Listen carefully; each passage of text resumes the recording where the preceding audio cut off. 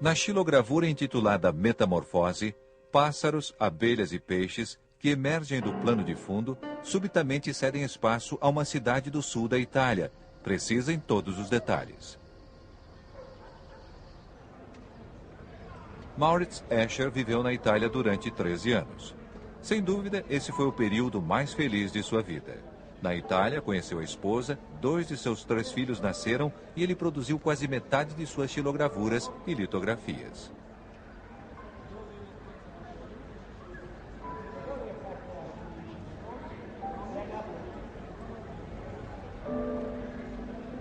Se algum dia necessitasse de uma paisagem, rua ou prédio para uma de suas gravuras posteriores, ele recorria a um de seus desenhos desse período. Assim, conseguia utilizar a incessante nostalgia que sentia daqueles anos passados na Itália.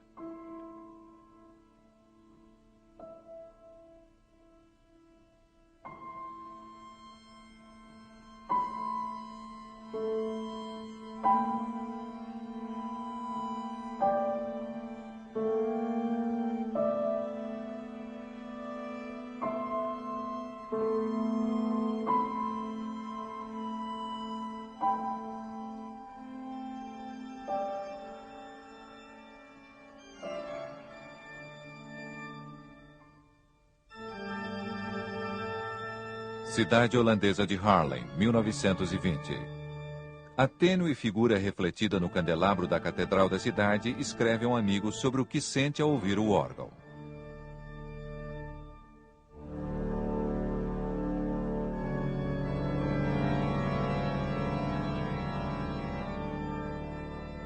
De repente, uma rajada de vento passa pelos tubos do órgão e uma voz trovejante proclama a glória de Deus. Então, o jovem deitou-se de costas sobre as pedras frias, as grandes pedras frias, enquanto o furacão soprava e a voz trovejava. Os pilares da igreja já não suportavam os sons, como ele também não. Eles se alongavam como uma pessoa que se espreguiçasse ao despertar, até pareciam prestes a quebrar-se. E o jovem, deitado de costas sobre as pedras frias da igreja, esticou os braços como se fosse ser crucificado. Acima dele, vi os pilares oscilando contorcidos.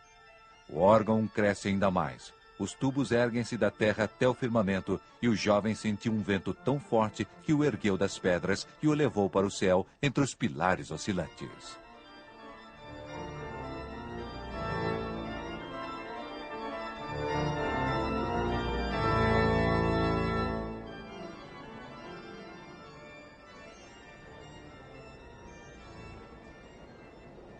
Malk Escher, o jovem soprado para fora da igreja Pobá, acaba de mudar-se para Haarlem. Frequentemente vai ouvir órgão na igreja, pois é um modo de livrar-se da angústia, da melancolia. Muitas vezes sente essas nuances de humor. Vive em hospedaria sozinho, distante da cidade de Arnhem, onde passou a juventude. Está longe dos amigos, aos quais escreve cartas longas, e muito longe da moça que ama e com quem também se corresponde. O retrato dela está na parede do quarto. Ele suspeita de que seu amor não é correspondido. Ontem, num arroubo sentimental, peguei meu violoncelo. Malk escreve a ela. Uma espessa camada de pó o recobria.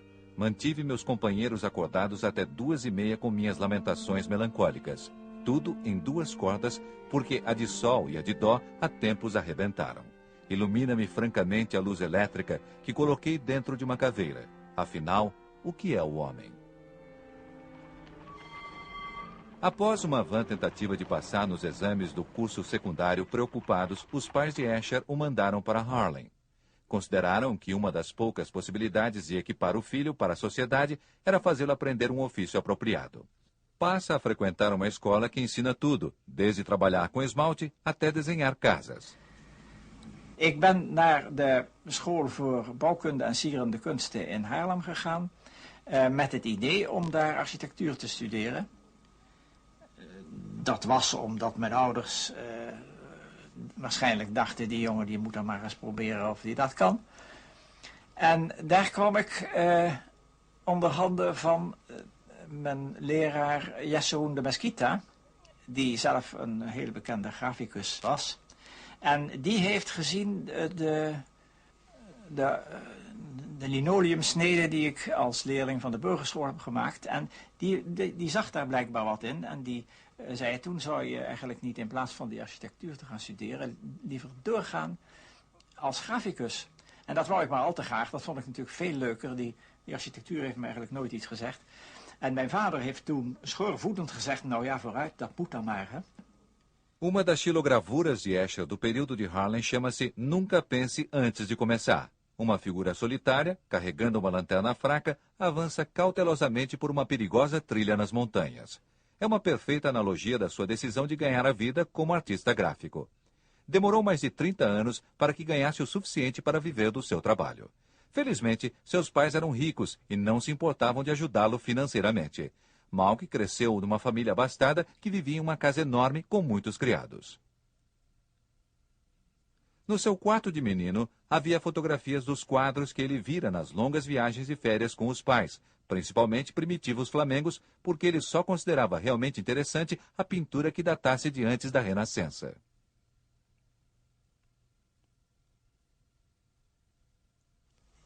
Op de burgerschool in Arnhem, waar ik was, daar was de tekenles voor mij ver weg het prettigste van alles.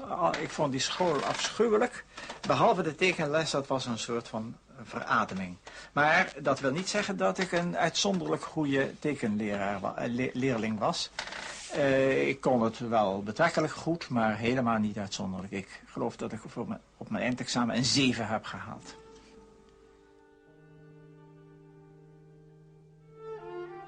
Agora, sentado em seu quarto no Haarlem, ele desenha dia após dia, em todos os estilos imagináveis.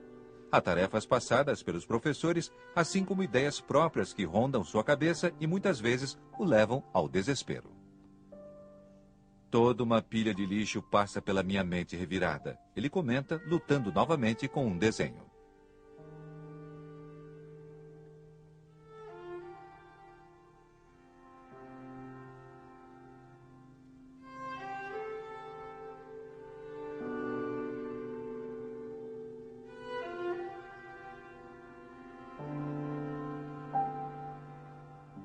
Escolhe o tema Dança da Morte para uma palestra que deve fazer na escola.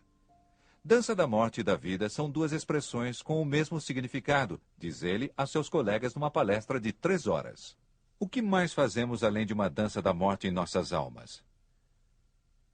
Mais interessante que Sylvester Smerts talvez seja o que Escher diz sobre fazer xilogravuras.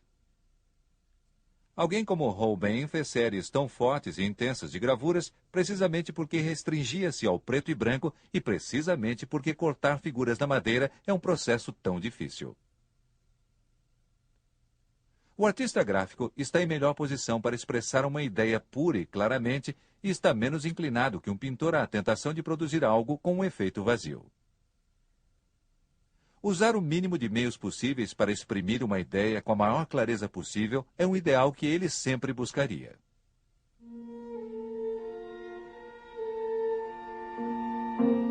Sua preocupação de como expressar uma ideia ou contar uma história pode ser lida nesta carta a um amigo. Andando para casa no sábado à noite, vi de repente uma fileira de árvores maravilhosas sob o luar, que eu nunca havia notado antes. Senti um impulso incrível de fazer alguma coisa com aquilo e é o que estou fazendo agora. Mas tenho um certo medo da proverbial tempestade em copo d'água, porque muitas vezes tive tais impulsos. Alguns dias depois, Escher acrescenta: uma fileira majestosa de árvores que percorre colinas distantes e depois de subir a última colina está diante de nós, enorme e ameaçadora. Não é uma ideia maravilhosa? Essa é a essência, mas nunca é tão intensa quanto eu a sinto. Consolo-me com o pensamento de que o homem jamais consegue expressar um sentimento numa imagem tão intensamente quanto ele o sente. Vou mostrar ao de Mesquita amanhã.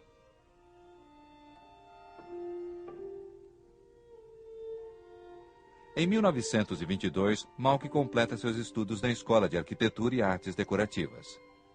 Mauritz Escher é um bom artista gráfico, escreve o diretor no seu relatório final, mas falta-lhe o temperamento artístico adequado. Sua obra é muito cerebral.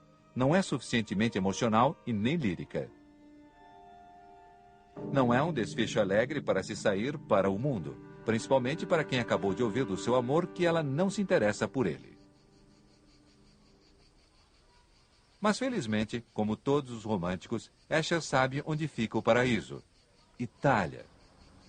Ele já havia estado lá em férias com os pais e ficou profundamente impressionado com as belezas naturais.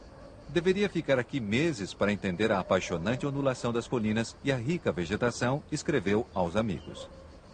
E sobre as cidades com seus extravagantes palácios e igrejas, mosaicos e afrescos. Estou me saciando com tanta avidez que temo que o meu estômago não aguente.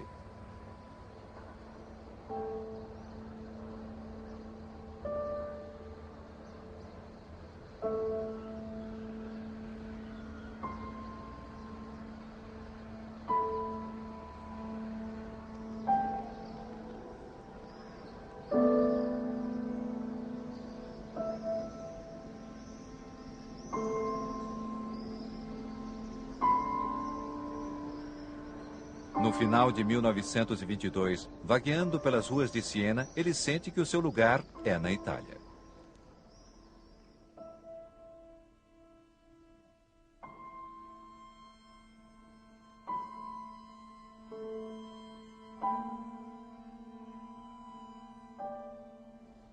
Se a felicidade de um homem dependesse do lugar onde vive, eu ficaria em Siena o resto da minha vida, reconhece.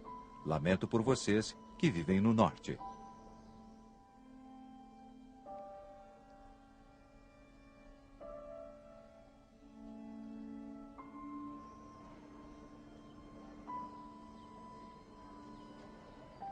E porque receia que a sua mente não consiga lidar com a nova atmosfera em que vive agora, as surpresas inesperadas e o contentamento com que o lugar o presenteia todos os dias, Escher desenha, entalha e escreve uma carta após a outra. A luta para expressar ideias em suas estilogravuras foi esquecida. Nos próximos 13 anos, ele se sente obrigado apenas a registrar o que vê ao seu redor e, por certo tempo, arrancá-lo do esquecimento.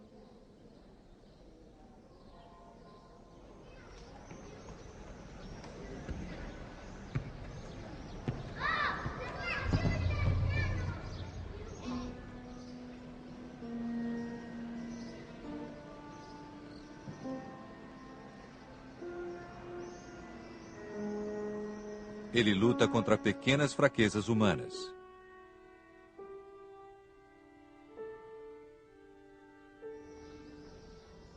E, claro, às vezes se sente só.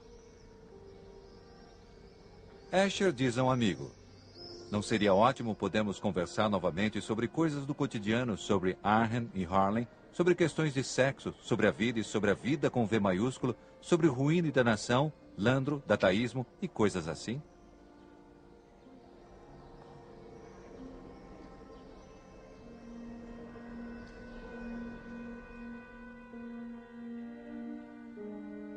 Mas, em geral, ele está mais feliz que nunca.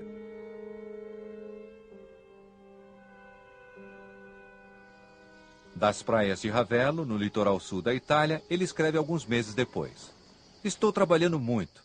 Essa é a maior razão da minha felicidade, porque a natureza gentil, a primavera quente e as boas acomodações não seriam suficientes para me deixar feliz. Deixei minhas estilogravuras em Siena. Meus desenhos servem apenas como um diário, para eu poder olhar depois e ver o que vi aqui, ver melhor o que estou vendo.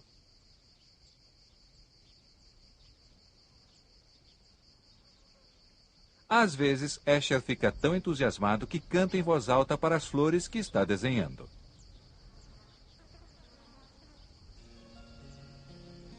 No registro do hotel, ele declara que o sangue holandês corre apenas esporadicamente em suas veias devido a várias influências estrangeiras.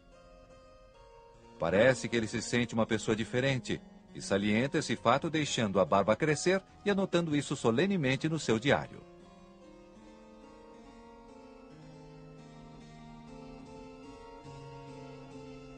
No memorável dia em que decidiu deixar a barba, uma moça suíça e seus pais chegaram ao hotel. Na mesa onde está o meu papel, Maurits conta ao amigo de Arnhem. Está uma moça de 25 anos. Ela come um biscoito neste momento e isto me emociona profundamente, porque faz calor e ela usa uma blusa sem mangas. Braços de moças sempre me emocionam muito, não quando são gordos e vermelhos, mas quando são meio magros e jovens e inocentes e um pouco queimados de sol. Ele decide não perseguir a moça que tanto emociona, porque sabe por experiência como é desagradável o amor não correspondido. No entanto, esse amor revelou-se mútuo e logo Malk compõe um poema em francês sobre as mãos de Jeta. As mãos, diz ele, são a parte mais honesta do corpo humano. Não sabem sentir como olhos risonhos e a boca sabem. Quando a família Úmica volta para casa, eles continuam a se corresponder. Ainda não existe grande intimidade. Só após 4 tentativas, Escher se obriga a escrever Querida Jeta.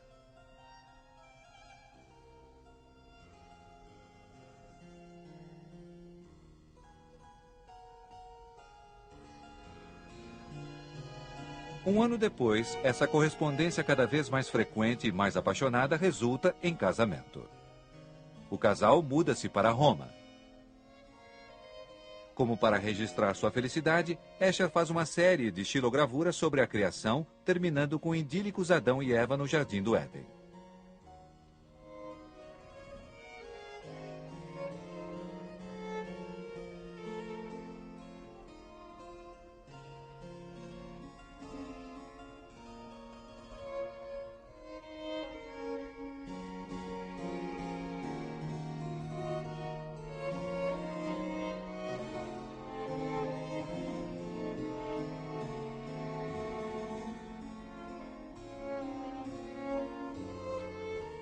Escher quase nunca fazia retratos. Não se sentia confortável quando alguém posava para ele. Mas, claro, isso não se aplicava a Jeta.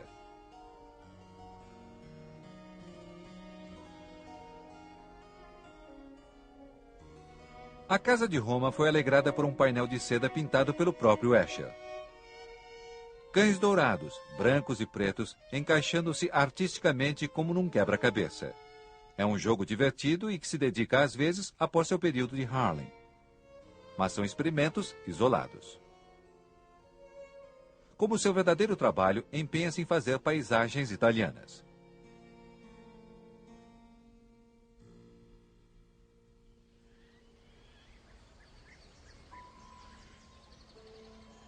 A cada ano, ele faz longas caminhadas em busca de temas para suas estilogravuras, de preferência nos locais mais inóspitos. Sinto muito não podemos caminhar juntos na primavera, escreve um amigo da juventude. Adquiriu o costume de caminhar toda a primavera, refrescando espírito e corpo e proporcionando inspiração para os meses seguintes.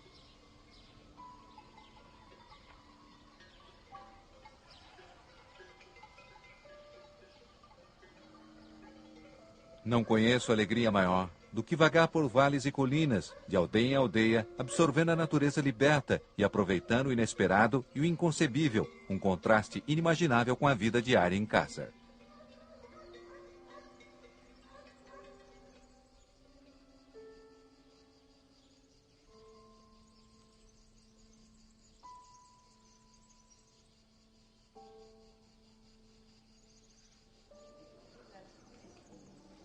As coisas mais desagradáveis, a cama cheia de insetos, a comida muitas vezes de qualidade inferior, parecem ser não só uma das condições, mas até uma parte do prazer.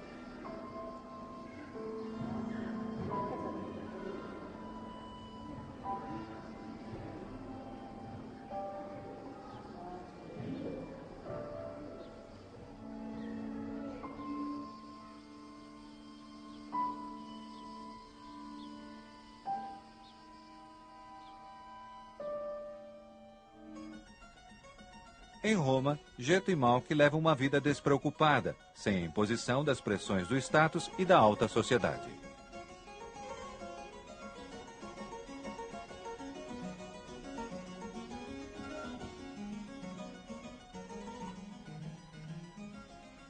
Uma gravura, como a Torre de Babel, parece ter sido feita especialmente para se observar, perplexa e de uma grande altura, a comoção humana lá embaixo.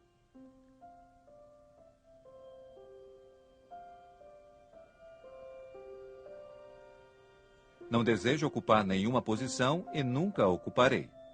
Escher escreve desafiadoramente a um amigo bem-sucedido.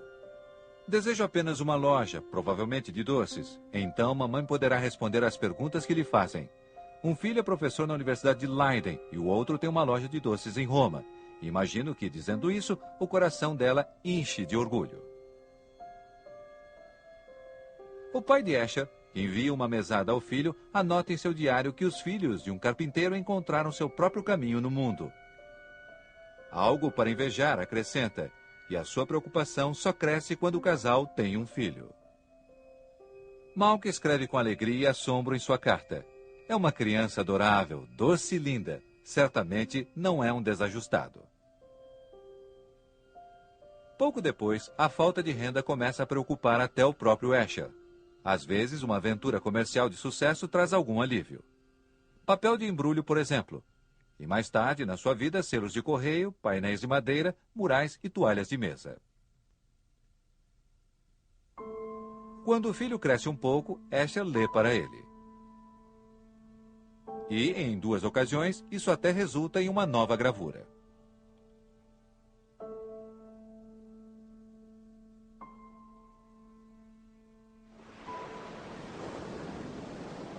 Mas sua maior fonte de inspiração continua sendo a Itália.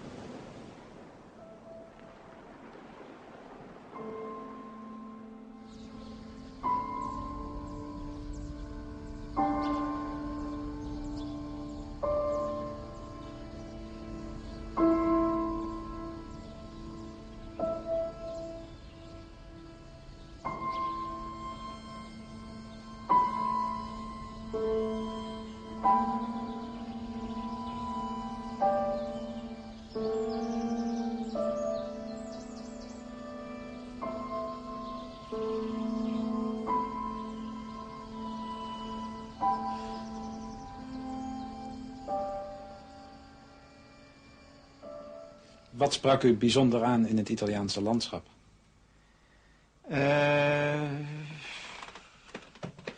Ja, dat is moeilijk te vertellen. Het Zuid-Italiaanse landschap interesseerde mij hoofdzakelijk. Niet zozeer het Italiaanse landschap in het algemeen, maar de Moorse invloeden, die broodjesdaken bijvoorbeeld, samen met rotspartijen was dat boeiend. Waarom? Ja, dat weet ik niet. Het heeft niks met renaissance te maken of met barok. Ik heb in Rome gewoond, 12 jaar, en de architectuur van Rome op zichzelf heeft me nooit eigenlijk veel gezegd. Omdat die veel te renaissancistisch en te barok was.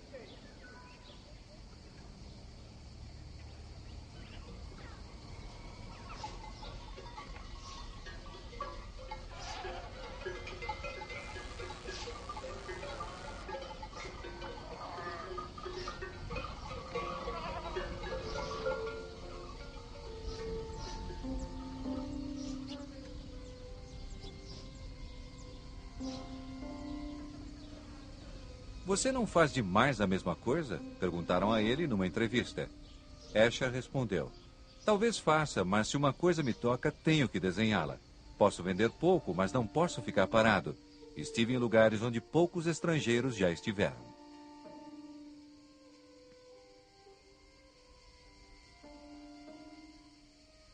Um desses lugares é o Ganges, onde um grupo de meninos de rua insistiam para que ele entrasse na cripta da igreja de São Nicolau.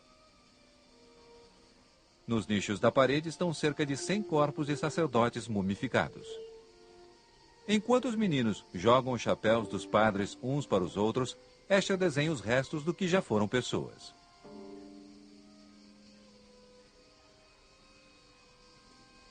Na litografia final, ele deixa de fora a história dos sacerdotes, escrita em sonetos pendurados sobre as suas cabeças. Só coloca as palavras It missa et, a última sentença de todas as missas, o resto é silêncio.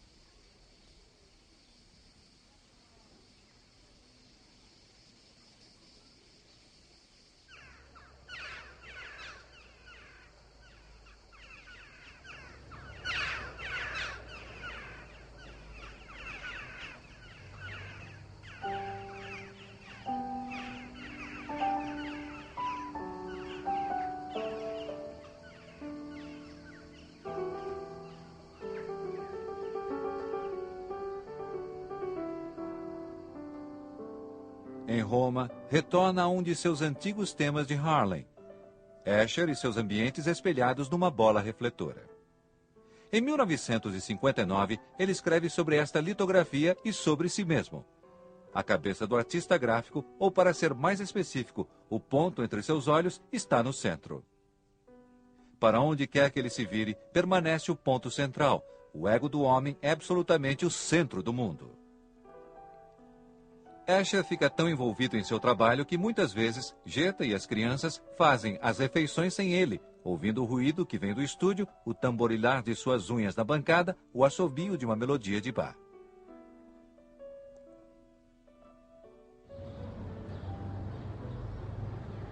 A cidade em que mora, Roma, nunca inspirou Escher.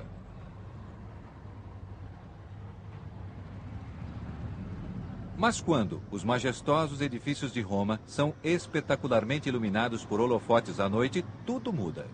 Ele escreve a um amigo na Holanda: ontem à noite fiz esboços da assombrosa e esplêndida Roma noturna, cuja arquitetura aprecio muito mais do que durante o dia. Se um dia formos juntos a Roma, vou lhe mostrar a Roma que amo e caminharemos neste cenário fantástico vazio de gente como num maravilhoso sonho.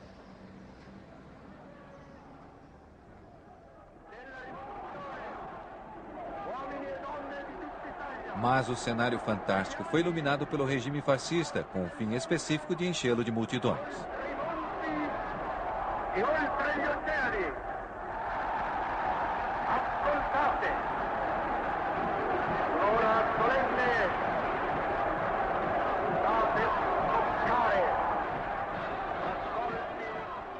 Escher, que certa vez disse não querer tornar-se um italiano entre italianos, que ficaria satisfeito continuando estrangeiro, já não conseguia destacar-se da realidade italiana. Seu filho mais velho tem que marchar usando a fada fascista. Após 13 anos, é chegada a hora de deixar a Itália. Após a mudança da família para a Suíça, Escher olha ao redor e sente o coração sucumbir. Mais tarde, ele escreve sobre o inverno de 35-36, dizendo: estávamos nas montanhas suíças, naquela horrível melancolia nevada e alva. Odeio aquela mortalha branca que cobre a terra. Seus filhos estavam se divertindo muito, mas onde ele iria buscar a inspiração? Pela primeira vez, desalentado, copia a obra de outra pessoa. Talvez não tenha sido por acaso que fosse justamente a visão do inferno de Johann Bosch. Ele passava a noite acordado, imaginando como poderia retratar graficamente a música de Bach.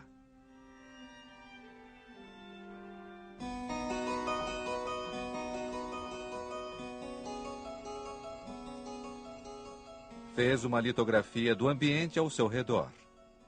Ao terminar, olha-a fixamente e fica chocado com o patético resultado. Se esse for o máximo que consegue fazer, será melhor desistir. Numa noite, deitado na cama, houve um ruído compassado, farfalhante. Era Jeta traçando os cabelos. Isso o faz lembrar o som de um barco cortando o mar calmo. É tomado de grande saudade. Navegar no mar calmo, sobre o deck e na proa do navio, buscando um horizonte que sempre recua, acordar na cabina e sentir-se que não se está deitado imóvel, e sim balançando suavemente. Essas foram as experiências de sua primeira viagem marítima em 1922 e que agora ele deseja reviver.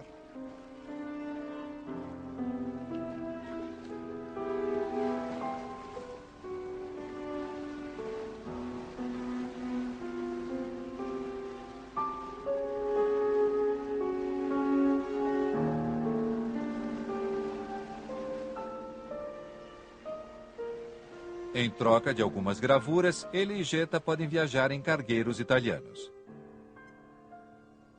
De vez em quando, descem à terra firme. Por exemplo, na desolada Espanha, onde a guerra civil explode 2 meses depois.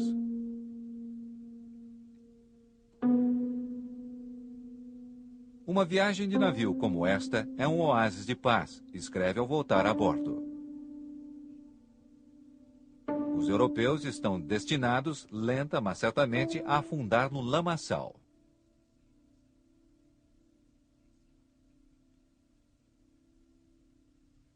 Todas as suas tentativas de salvação são infrutíferas, afundam cada vez mais. Onde quer que pouse seu olhar no mundo, nada existe além de uma tristeza inconsolável, e a ameaça de guerra, bancarrota e revolução cresce em toda parte. A esperança de um futuro melhor não existe para o espectador objetivo e imparcial. Mas é exatamente nessa Espanha deprimida que Escher encontra uma fonte de inspiração que pode substituir a paisagem italiana e o persuadiria, a ele, um homem com tanta dificuldade para esboçar coisas que não estivessem à sua frente, a desenhar os mundos inexistentes que o tornariam famoso.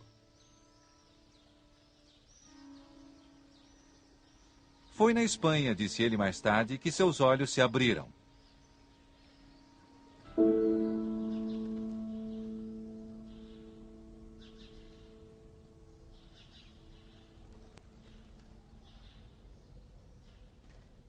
Durante dias e dias, Jeta e Maurits copiaram febrilmente os motivos geométricos dos árabes no Alhambra.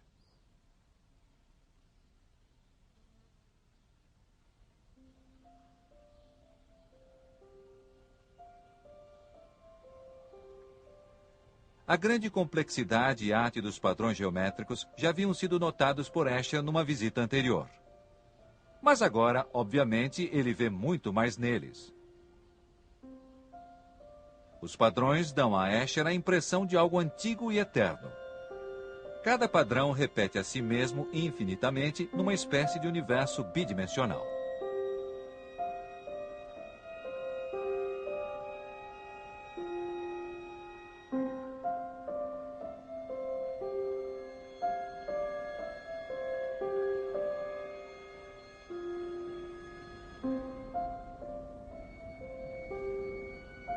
Mas se esse padrão é um universo, Escher quer povoá-lo com figuras tiradas da realidade. Todos os padrões maravilhosos, incompreensíveis, esplêndidos, encantadores que nos cercam no mundo dependem de repetição e multiplicação. Escreveu ele mais tarde num libreto sobre sua teoria das divisões do plano regular. Não somos surdos, cegos, nem abobados. Estamos conscientes das formas que nos cercam, e elas só têm significação se as reconhecemos como símbolos claros de pessoas, animais, coisas que vemos à nossa volta. Fragmentos caprichosos de figuras geométricas abstratas têm pouco significado para nós. Chegando à casa, tenta transformar as figuras geométricas árabes em pessoas, cavalos marinhos, pássaros. Mostra suas tentativas ao irmão, professor de geologia, que o aconselha a ler alguns artigos de cristalógrafos. Eles estão envolvidos nas mesmas coisas que você. Foi uma revelação. Os cristalógrafos estudam sistematicamente os tipos de padrões que tanto intrigam Escher. Dali em diante, ele passa ano após ano enchendo um caderno atrás do outro, esboçando sua própria teoria da divisão do plano regular.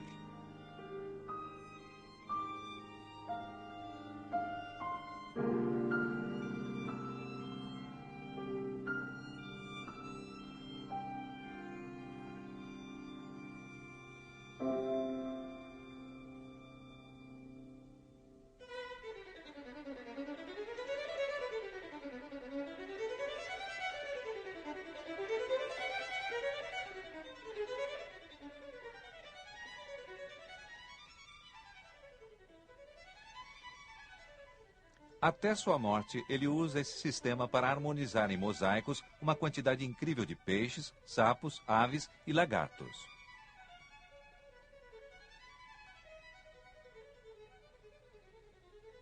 Isso demonstra como ficara fascinado por esse jogo com diferentes figuras que nunca podem ser vistas ao mesmo tempo, porque uma é o plano de fundo para a outra.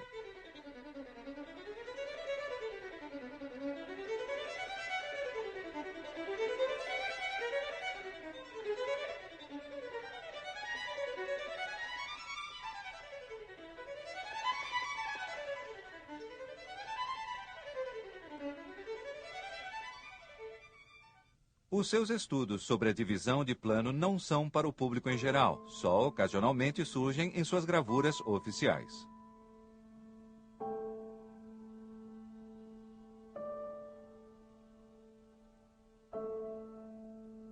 A primeira é desenvolvimento, logo seguida por dia e noite.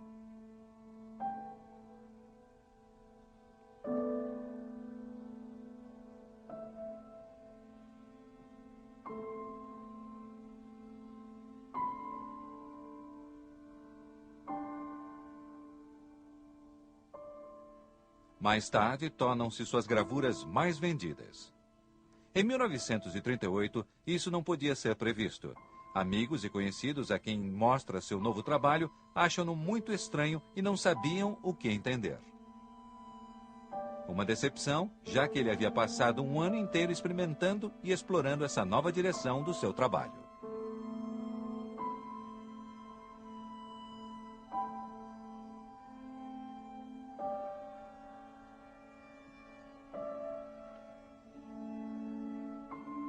Felizmente, o velho professor de Mesquita ficou entusiasmado. Escher, que havia se mudado da Suíça para Bruxelas, visitando-o regularmente.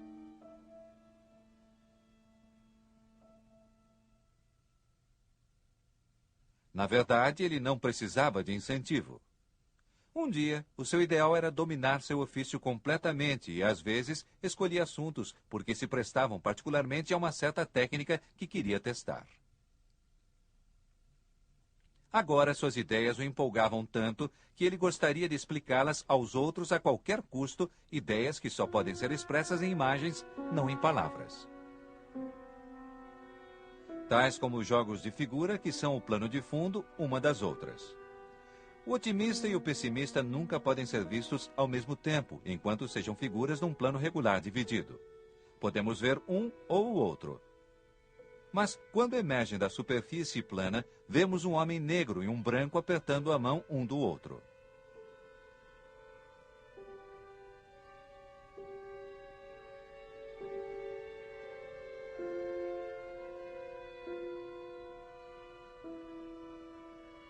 Escher se entrega ao trabalho com mais paixão do que nunca. Não posso imaginar o que teria sido a minha vida se não tivesse me confrontado com a questão da divisão do plano, escreve mais tarde a um admirador. Estou, por assim dizer, caído de amores e ainda não sei porquê. Quanto mais fanaticamente Escher é absorvido por seu trabalho, mais triste e solitária Jetta se sente. Quando a família se muda para a calma cidade holandesa de Baarn, no início da Segunda Guerra Mundial, a situação apenas piora.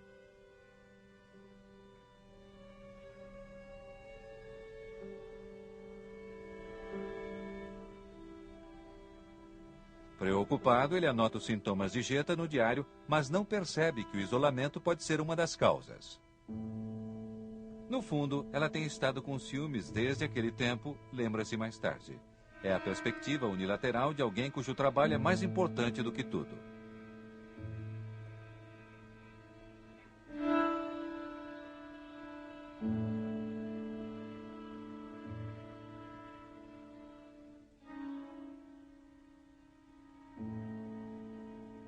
No entanto, Escher não fica indiferente ao que acontece ao seu redor. Tem dificuldade em se concentrar no trabalho gráfico e ocupa-se em talhar uma grande bola de madeira, na qual anjos e demônios literalmente nascem um do plano de fundo do outro.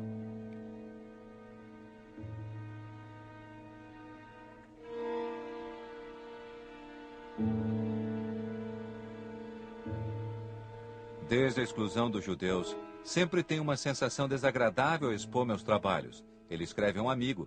É a sensação de ser um aproveitador. Eu preferia parar de expor. De fato, ele para, não se torna membro do Departamento de Cultura nazista e retira-se da Associação dos Artistas Gráficos. Visita regularmente seu velho professor judeu, de Mesquita, e às vezes leva um pequeno presente. Uma tarde, quando chegava à casa do professor de Mesquita, a mulher e o filho já haviam sido levados. Escher recolhe as gravuras espalhadas desordenadamente por toda a casa. Uma delas, esmagada pelas pesadas botas de um soldado, ele guarda cuidadosamente para o resto da vida.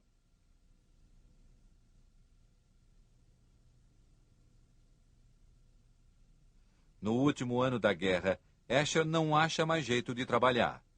Uma xilografia requer mais esforço do que nunca. Meu cérebro parece completamente entorpecido, escreve a um amigo. Mas expressa seu espanto ao mesmo amigo logo após a guerra, porque de repente existe demanda por suas obras. Nem sei dizer como é estimulante ter conseguido ganhar a vida com meu trabalho nestes 2 meses. Foi a primeira vez na vida que isso me aconteceu.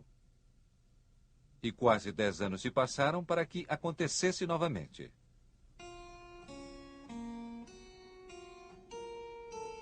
Ao compor essas gravuras com figuras erguendo-se da superfície plana para o fundo, Escher aparentemente percebe o estranho fenômeno que isso é: um desenho tridimensional. Sua preferência sempre foi o incomum, as perspectivas elevadas e as bolas refletindo distorções, mas agora o seu assombro na reprodução da perspectiva torna-se um tema separado.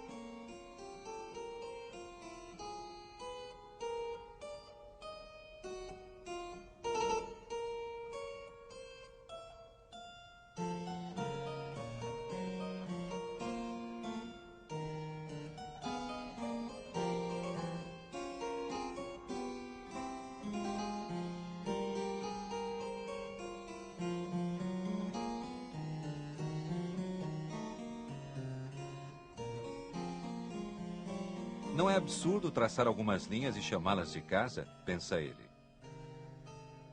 Então, deforma a ilusão espacial sugerindo uma bolha no papel, que, é claro, também é uma ilusão.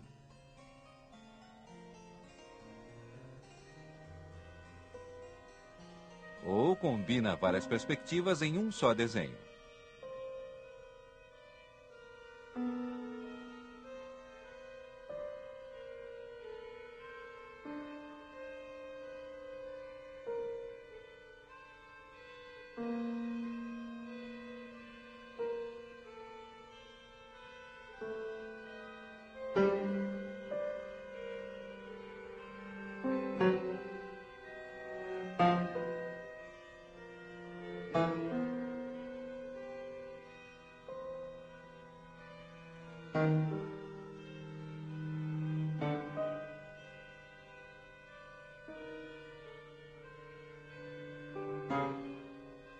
É um período produtivo e de grande rendimento, no qual, acima de tudo, ele agarra a oportunidade de testar uma nova técnica. A meia-tinta, mezzotinta, é um procedimento trabalhoso, que torna possível as cores preta e cinza escuro aveludada. Mas, após 3 anos de experiências, desiste novamente porque, diz ele, exige muito tempo e esforço de alguém que, certa ou erradamente, pensa que não tem tempo a perder.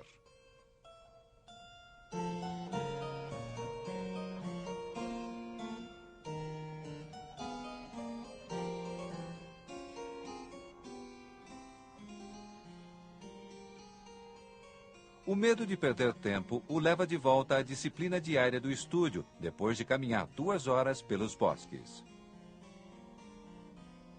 Isto dá a ele a paz de espírito de que necessita para pensar em novos trabalhos e, pela primeira vez desde a Itália, vê coisas ao seu redor que valem a pena usar em gravuras.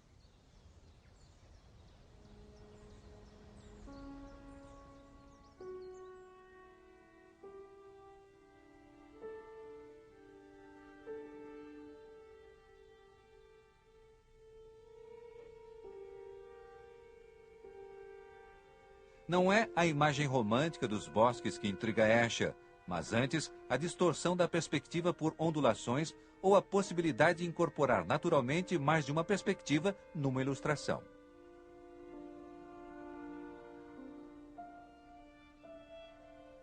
Já não pode queixar-se de falta de atenção.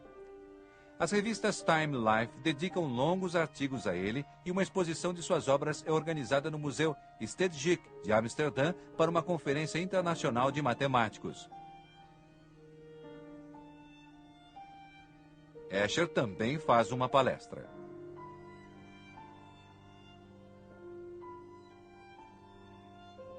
Depois disso, mantém contato com diversos cientistas. Ao longo dos anos, alguns fazem sugestões para gravuras, como, por exemplo, côncavo e convexo, onde formas e linhas são usadas de modo que, de um lado, parecem emergir e, de outro, podem ser vistas como profundidade. O contato com cientistas leva a muitos desentendimentos mais tarde. Não sou professor de matemática, ele escreve aborrecido, só quero causar um alvoroço. E tenta fazer isso de uma maneira que não requer grandes explicações. Imagine, ele escreve na mesma carta, que gastei mais de 1 mês pensando numa gravura como côncavo e convexo, porque tudo que concebi era tão difícil de entender.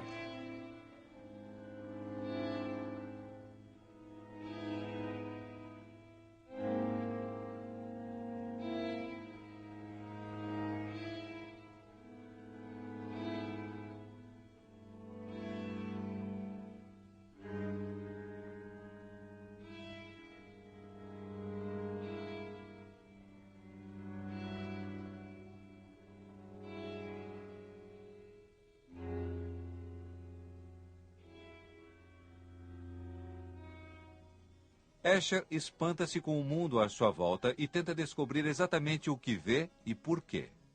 Na sua visão, é a única semelhança entre ele e vários cientistas.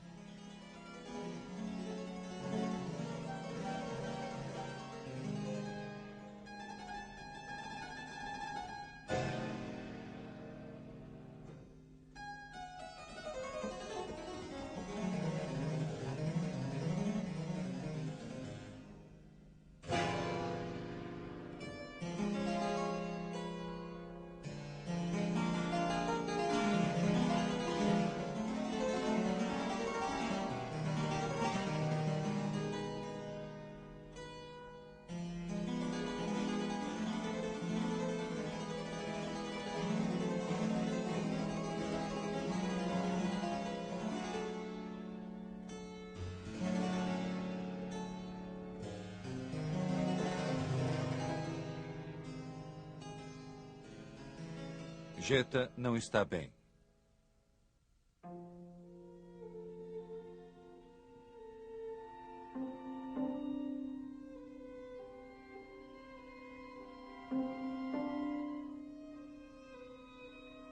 Quando ela é hospitalizada, Escher escreve desamparado.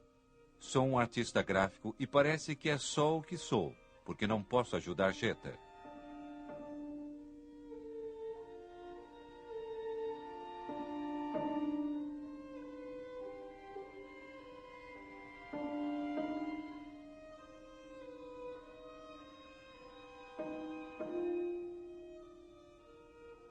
Sobre a litografia Elos, Bond, na qual reconhecemos Jeta e Escher, ele escreve: como um elo infindável, até suas frontes foram tecidas juntas, e eles formam uma entidade inseparável. Mas escreve também: se os dois estão felizes por estar tão estreitamente unidos, não sei dizer. É um compromisso perigoso e eles parecem meio tristes. Door uw hele werk komt ook steeds een enorme belangstelling naar voren voor geometrische vormen. Ja. Waarom? Waarom juist die vorm? Ja, wat wilt u nou? Waarom? Dat kun je niet zeggen. Het is zoals het is. Die belangstelling die bestaat er nou eenmaal voor de wetmatigheid. De wetmatigheid in de natuur kun je wel dat noemen. Hè? Een kubus is op zichzelf een wonderlijk fraai ding. En je kunt hem een beetje ingewikkelder maken. Je kunt ingewikkelder figuren maken. Octaeders en tetraeders en zo. Die zijn allemaal boeiend op zichzelf. En als je zo'n ding in je handen neemt en ronddraait, dan ben je getroffen door de schoonheid en door de zeer grote regelmaat van dat ding. En dan overvalt je een zeker gevoel van ongelukkigheid en van... je weet zelf niet wat je ermee moet beginnen. Je zou zo graag er wat van mee willen doen, maar het is er al. Eigenlijk is het genoeg om zo'n ding in papier te maken en ernaar te kijken. Maar als je nou eenmaal graficus bent en je wil er een prent van maken, dan denk je bijvoorbeeld, aangezien deze regelmaat zo groot is, laten we daar als contrast omheen zetten een soort van chaos. Laten we er een prent van maken die de tegenstelling illustreert van orde en chaos. En dat heb ik dan ook gedaan. Daaromheen zijn allerlei kapotte en verfrommelde figuren, stukken die ik indertijd, het was in de winter, ben gaan zoeken op de mestvaalt en zeer zorgvuldig heb samengeraapt chaotische voorwerpen waarvan je nog net kon herkennen wat ze betekenen, want dat is helemaal niet zo makkelijk. Het is eigenlijk makkelijker om de regelmaat uit te beelden dan de chaos. Als je bijvoorbeeld zegt, die chaos wil ik nog meer uitbeelden. Ik wil bijvoorbeeld nemen een stuk modder. Ja, dat kun je aan een beschouwer niet duidelijk maken dat het een stuk modder is. Dergelijke dingen zijn alleen aardig wanneer je ze nog herkent. Escher conquista novos admiradores.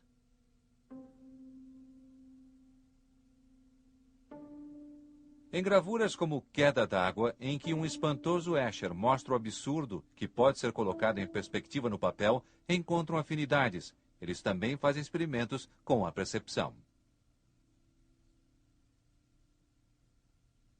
Dá para ver que Escher fuma maconha, alguém escreve.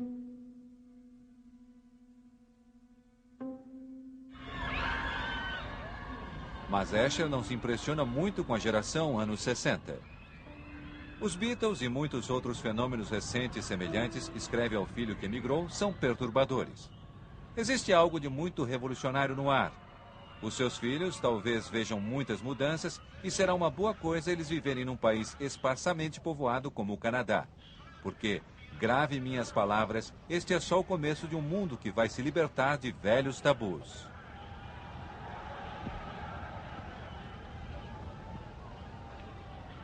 O homem que disse uma vez, nas minhas gravuras tento convencer as pessoas de que vivemos num mundo limpo, ordenado e não num caos desregulado, agora escreve a um amigo.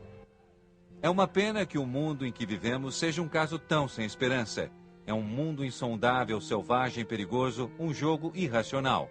Eu, pessoalmente, prefiro viver entre abstrações que nada têm a ver com a realidade.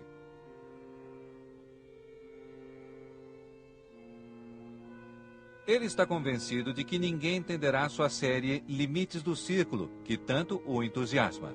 É a eternidade do universo capturada num círculo. As figuras multiplicam-se infinitamente, mas nunca alcançam a borda do círculo.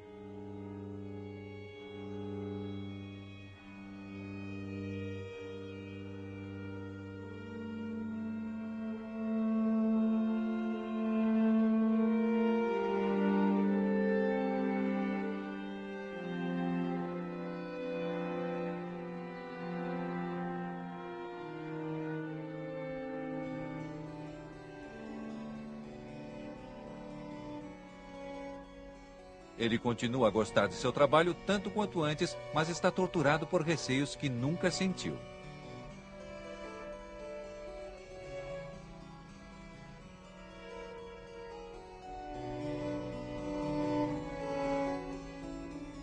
Uma doença torna tudo o que ele faz cada vez mais difícil. Ele e Jeta tornam-se estranhos para sempre. O que fazer com alguém entediada? Ela devia controlar-se. Que coisa? Ele escreve. E ela se queixa a uma amiga. Sempre aquele preto e branco. Não aguento mais. Finalmente, ela vai embora.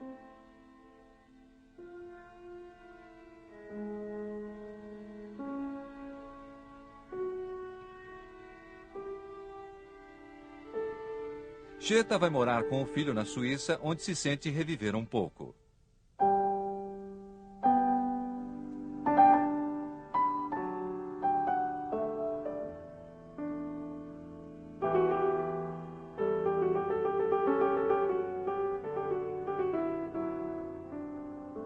As últimas imagens que temos de Escher não são melancólicas. Vemos um homem idoso no estúdio, fazendo coisas que gosta. Queixando-se de todos que o importunam para fazer reproduções de velhas obras, mas, na verdade, orgulhoso do seu sucesso, ele faz palestras sobre seu trabalho. Na porta do seu armário de materiais estão fotografias do velho professor de Mesquita e do litoral sul da Itália, onde o sol sempre brilhou.